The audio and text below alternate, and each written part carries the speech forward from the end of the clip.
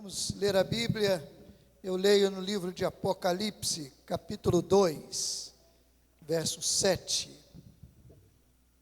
Diz assim a palavra do Senhor: quem tem ouvidos, ouça o que o Espírito diz às igrejas. Preste atenção, o que o Espírito diz às igrejas. Ao que vencer, eu darei de comer da árvore da vida que está no paraíso de Deus. Olha só, vou repetir. Ao que vencer, eu darei de comer da árvore da vida que está no paraíso de Deus. Se você pegar outras versões e comparar, você vai encontrar algumas versões que vão dizer assim: ao que vencer, eu darei de comer do fruto da árvore da vida que está no jardim de Deus. Coisa linda. Deus tem um jardim. Ele preparou um jardim. Você já reparou? Você pode não gostar de preparar, tem gente que tem um jeito. Há pessoas que até dizem assim: fulano ou fulana tem a mão abençoada.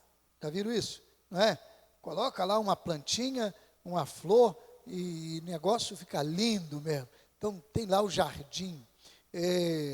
E aquilo transmite uma paz, uma alegria, uma segurança. Não é? Mesmo que você não goste de preparar, de fazer, quando você chega num lugar florido, não é? O que a maioria faz hoje? Não é? Vai para lá, pega lá, faz uma selfie, ou então junta alguém, quer tirar, porque aquilo traz beleza, encanto, que alegria. Então, Deus que ama coisas boas, também preparou um jardim.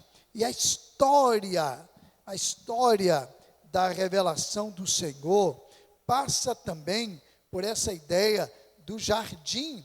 Por exemplo, você pega o livro de Gênesis, você logo no início, depois que Deus criou todas as coisas, e Deus descansou, diz a Bíblia, em Gênesis 2, a partir do verso 4, eis as origens dos céus e da terra, quando foram criados, no dia em que o Senhor Deus fez os céus, a terra e os céus, não havia ainda nenhuma planta do campo na terra, pois nenhuma erva do campo tinha ainda brotado, porque o Senhor Deus não tinha feito chover sobre a terra, nem havia homem para lavrar a terra. Um vapor, porém, subia da terra e regava toda a face da terra. E formou o Senhor Deus o homem do pó da terra e soprou-lhe nas narinas o fôlego da vida. E o homem tornou-se alma vivente. Então plantou o Senhor Deus um jardim da banda do Oriente no Éden, e pôs ali o homem que tinha formado. E o Senhor Deus fez brotar da terra toda a qualidade de árvores agradáveis à vista e boas para a comida, bem como a árvore da vida no meio do jardim e a árvore do conhecimento do bem e do mal. E saía um rio do Éden para regar o jardim, e dali se dividia e se tornava em 4 braços. E aí o texto fala sobre os rios, os 4 rios, e diz depois: tomou, pois, o Senhor Deus o homem e o colocou no jardim do Éden para lavrar e guardar.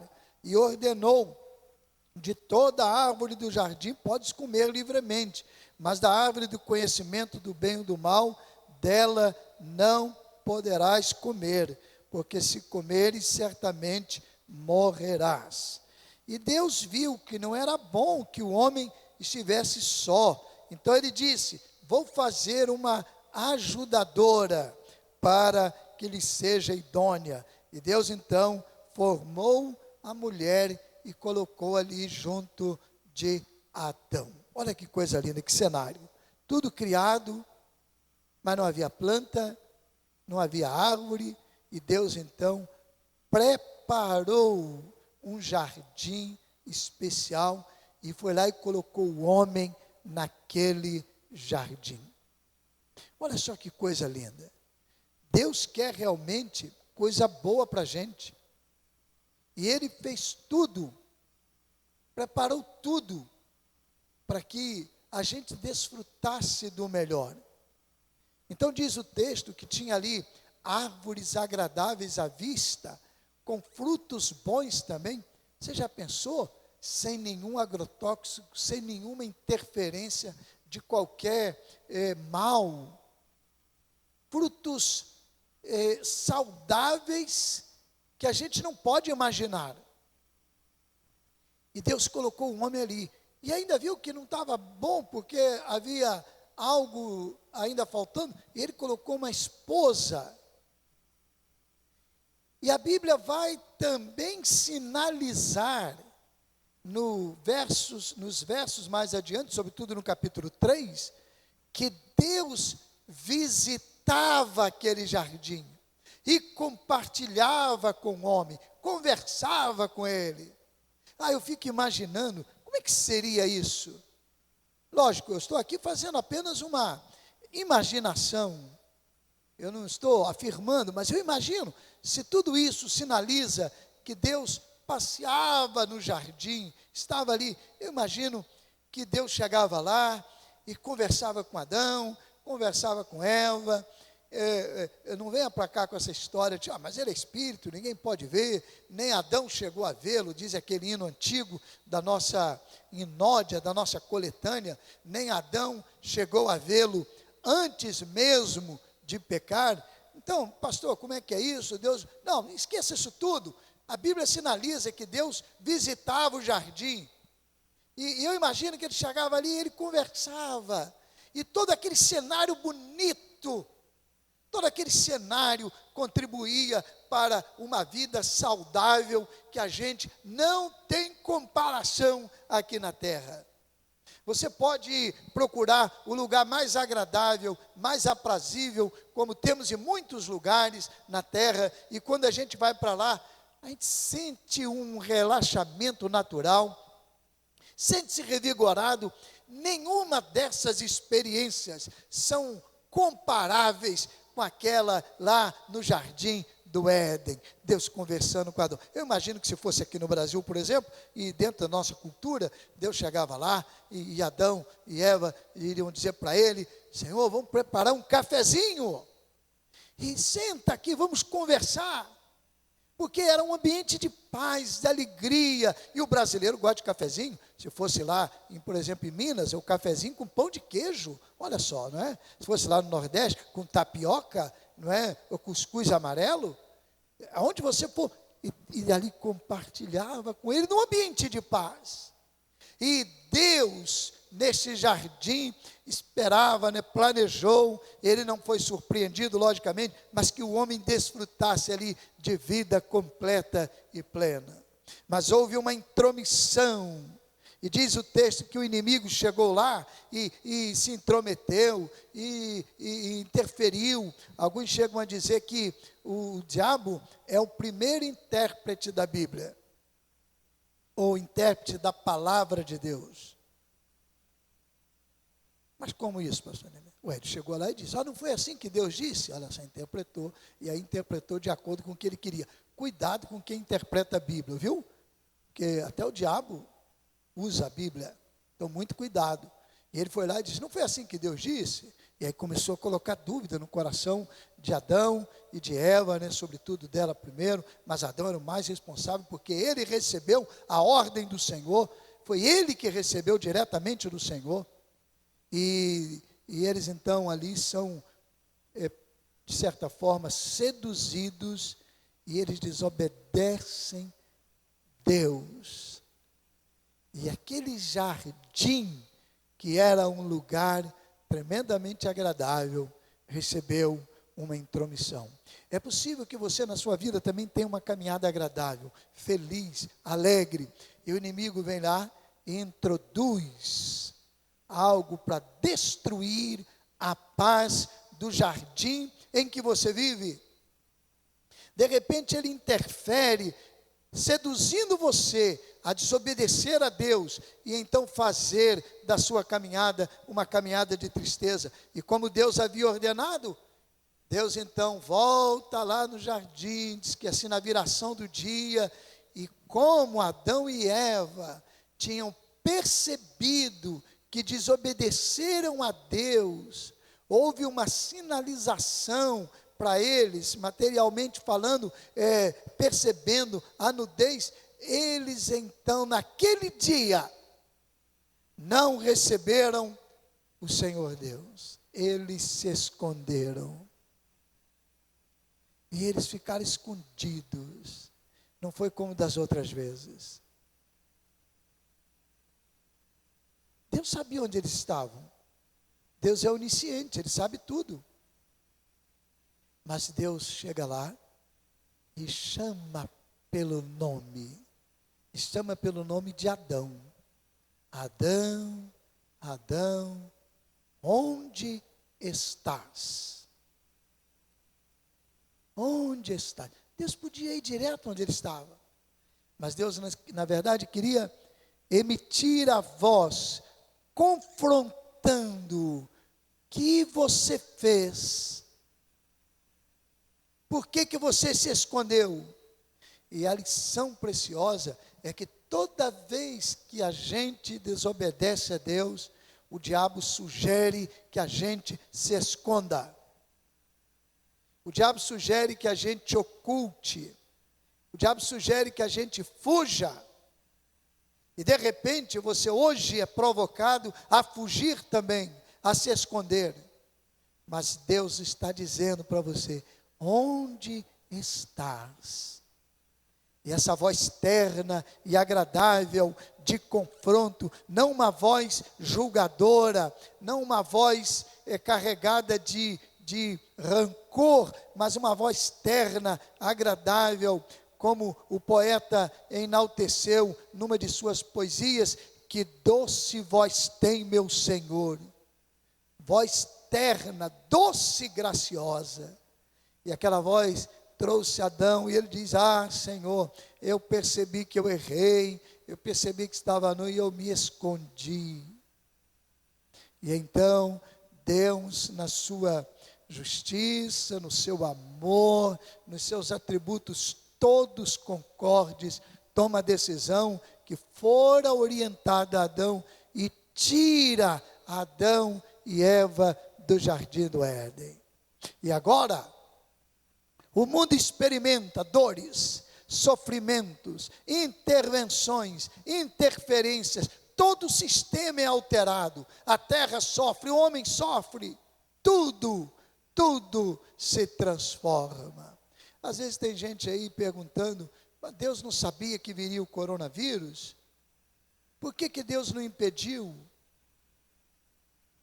A causa está lá, no dia que o homem desobedeceu. As consequências vêm. Deus perdoa o homem, Deus providencia o perdão, mas as consequências ficam. Então são consequências da natureza caída, as doenças, as enfermidades. Não foi Deus que mandou isso, nem o diabo que veio cá e colocou isso aqui, não. Ele fez lá no início, quando ele orientou o homem a desobedecer. Então essas consequências todas vieram sobre a humanidade. O jardim do Éden, que era um lugar aprazível, agradável, se tornou então um lugar em que o homem teve que sair dali, para ele permanecer intacto, ele permanecer como sendo o paraíso. Mas eu quero falar também de outro jardim que a Bíblia nos fala, e esse jardim agora salta um pouco, e ele também estava no plano do Senhor, e ele viaja durante um tempo nesse programa que Deus estabeleceu para a humanidade. E esse jardim agora vai ser experimentado numa outra dimensão. O Evangelho de Mateus, no capítulo 26, você vai encontrar a experiência agora da encarnação do divino, Jesus entre os homens, o Deus eterno, morando aqui entre nós. E esse Deus eterno, Pai bendito, querido, estando aqui entre nós, para resgatar o homem, traz uma experiência linda. E quando Jesus está caminhando para o final do seu ministério, ele procura um jardim. Então foi Jesus com eles a um lugar chamado Getsêmani, e disse aos discípulos: sentem-se aqui enquanto eu vou ali orar. E levando consigo Pedro e os 2 filhos de Zebedeu, começou a entristecer-se e a angustiar-se, e disse: a minha alma está triste até a morte, ficai aqui e vigiai comigo. E adiantando-se um pouco, prostrou-se com o rosto em terra e orou, dizendo: meu Pai, se é possível, passa de mim este cálice, todavia não seja como eu quero, mas como tu queres. Voltando para os discípulos, achou-os dormindo e disse a Pedro: nem uma hora pudestes vigiar comigo? Vigiai e orai para que não entreis em tentação. Retirando-se mais uma vez, orou ao Pai: se possível, passa de mim este cálice sem que eu beba, contudo faça a tua vontade. E voltando, achou-os dormindo outra vez, porque os olhos estavam carregados. E deixando-os novamente, foi orar pela terceira vez, repetindo as mesmas palavras. E voltando, Jesus disse: agora podem dormir e descansar, é chegada a hora do Filho do Homem. Jesus foi lá no jardim do Getsêmani, e ele convidou os 3 mais íntimos do seu ministério para irem com ele. E eles ficaram um pouquinho na entrada, e Jesus foi mais adiante. E ali naquele jardim, ele experimentou um momento de grande dor. Ele sabia que a cruz se aproximava, e não era o temor da cruz que trazia dor para ele, mas era saber que na cruz ele experimentaria o meu pecado, o seu pecado, o pecado de toda a humanidade. Aquele pecado que brotara no jardim do Éden. Agora no jardim do Getsêmani, Jesus está ali e ele sofre antecipadamente aquela dor que a cruz traria para ele, o pecado jogado sobre ele. Isaías diz que ele sofreu como uma ovelha indo para o matadouro, sem abrir a boca. Mas ele carregou a nossa dor, e o nosso pecado foi lançado sobre ele. E no jardim do Getsêmani, então, Jesus diz: Senhor, Pai bendito, por favor, passa de mim este cálice. Jesus sabia que aquela dor era uma dor insuportável. Ele sabia a experiência do homem que, deixando aquele paraíso que Deus preparou, aquele jardim especial, estava experimentando dores e sofrimentos durante a sua caminhada. Mas não era a dor da cruz, como também não é a dor da caminhada, é a dor do pecado que separa o homem de Deus.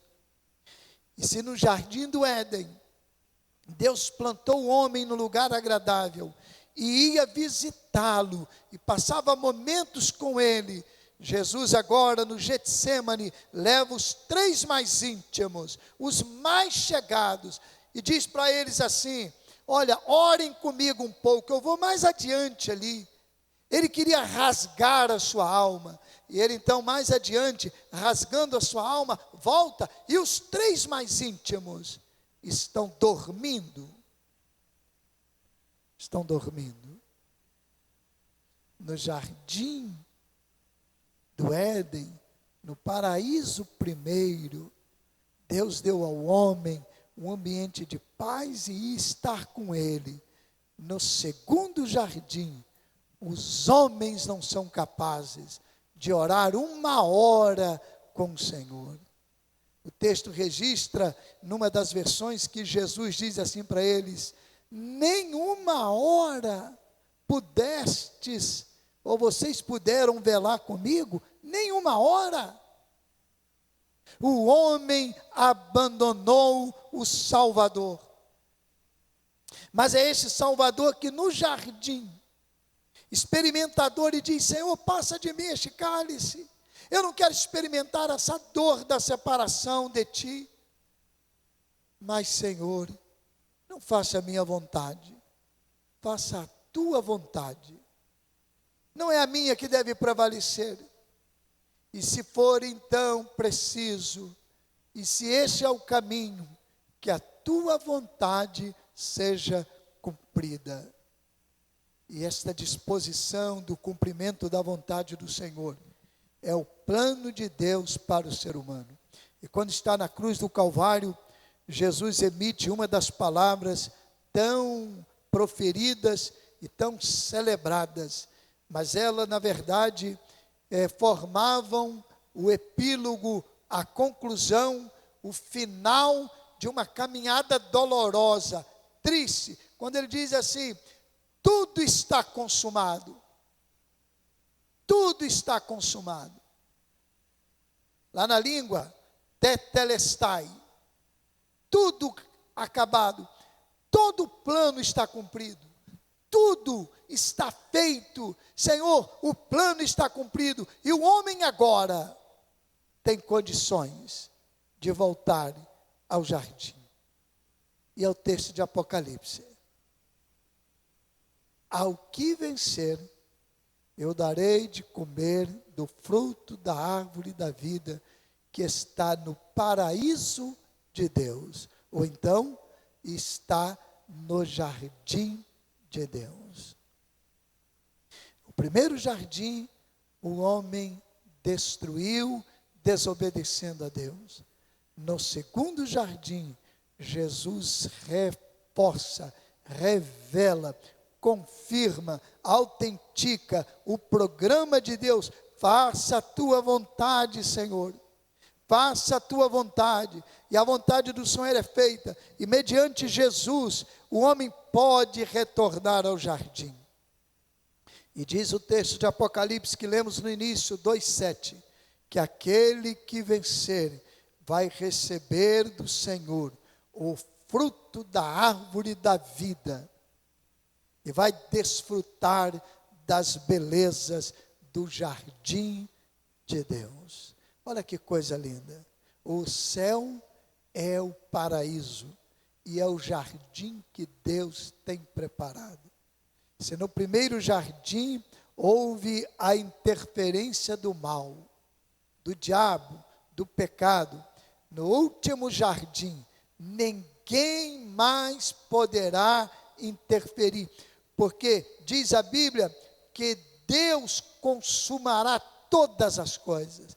Diz a Bíblia que todas as coisas serão completadas neste jardim.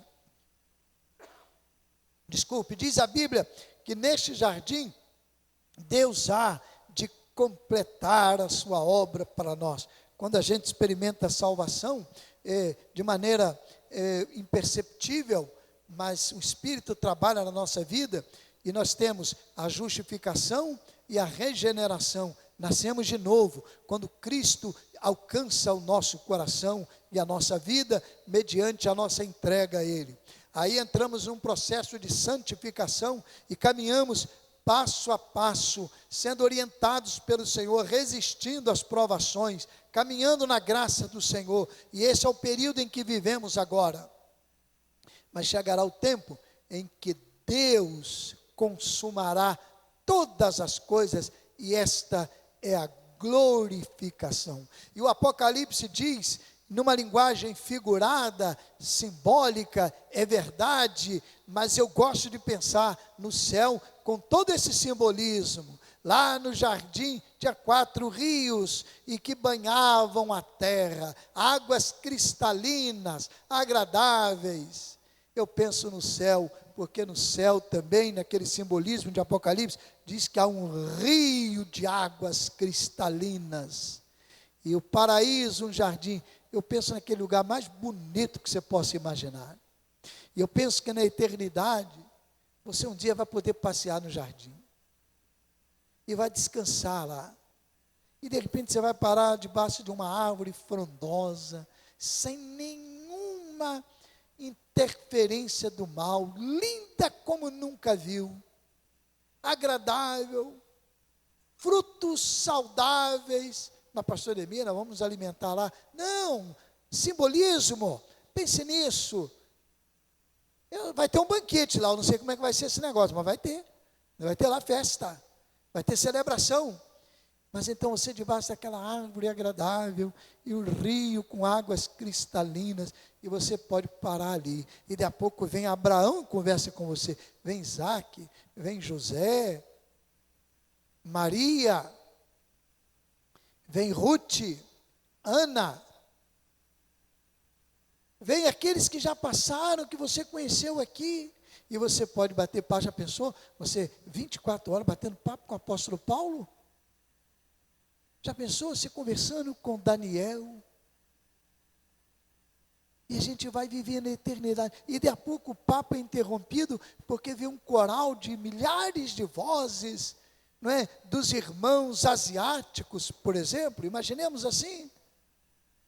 E de a pouco vem um outro coral, e a eternidade vai passando. Ou não passa, não tem tempo. Eu não sei, eu sei que é um lugar lindo, preparado para aquele que vencer em Cristo e morar no jardim eterno do Senhor nosso Deus. Ah, que maravilha! Eu quero convidar você a vencer com Cristo, a vencer com o Salvador. Eu quero convidar você a vencer com Jesus e ter a garantia que vai morar no jardim eterno com Ele. Eu quero convidar você agora a dizer: Senhor Jesus, eu quero morar nesse jardim. E de repente você fica pensando: o que eu preciso fazer? Olha, na verdade você não precisa fazer nada, porque no Getsemane, Pedro, Tiago e João revelaram a nossa condição. Nós somos fracos, nós abandonamos o Salvador, e ele manteve-se ali na vontade do Senhor e foi à cruz por mim e por você. A única coisa que você vai fazer é receber este presente que Deus dá para você, que é Jesus, o Salvador eterno. E você então pode dizer: eu quero receber Jesus, eu quero entregar minha vida para Ele. De repente você vai dizer assim: eu quero me reconciliar, eu estava afastado, eu estava longe, desobedecendo a Deus, e hoje eu quero me reconciliar. E Jesus vai receber você de braços abertos. E você então vai ter a garantia de morar no jardim eterno com Ele. Eu convido você a fazer isso agora em nome de Jesus. Esse Jesus que venceu por você e te ama e quer levar você para o jardim no dia que você partir daqui e morar com Ele eternamente.